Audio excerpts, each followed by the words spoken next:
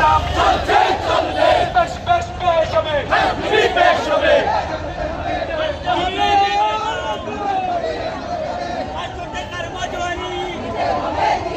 বর্তমান যে বাজার যেটা, এটা তো আপনারা যারা মিডিয়ার আছেন আপনারা ভালো করেই জানেন।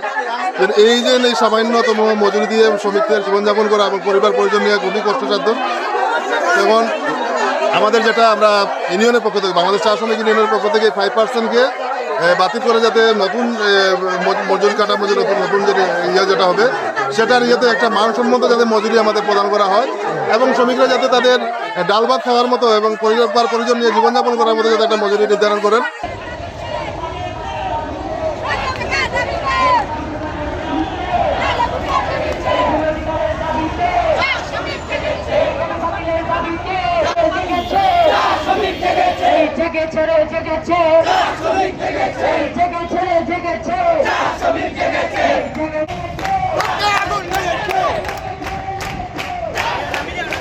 শ্রমিকদের দাবি সেটা 500 টাকার দাবি শ্রমিকদের। আর এটা যেহেতু মাননীয় মহান জাতীয় সংসদে সেটা উত্থাপন করা হয়েছিল, সেটাকে সম্মান রেখেই আমরা 500 টাকার মজুরির কথা বলেছি এবং সেটা বলছি যে এটা সম্মানজনক যাতে আমাদের মজুরি হয়, সেটা 500 হোক বা 600 হোক, এটা সম্মানজনক যাতে মজুরি হয় এবং আমরা যাতে চলতে পারি।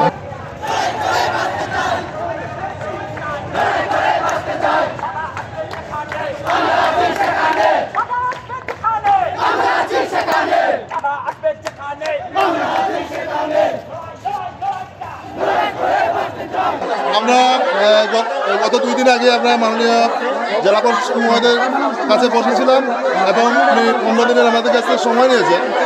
আমরা ওনার এই 15 দিনের সময়ে আশ্বস্ত হয়ে আমাদের বর্তমান যে আন্দোলন সংগ্রাম যেগুলো, এই 15 দিন আমরা স্থগিত রাখবো এবং পরবর্তীতে যদি এর সমস্যার সমাধান না হয়, পরবর্তী সময়ে আমরা আবার 23টা চা বাগানে এক জায়গায় বসে পরিকল্পনা, আমাদের যে পরিকল্পনা সেটা আমরা জানাবো।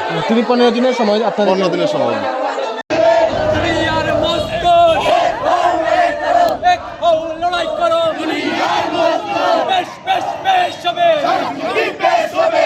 টাকার দাবিতে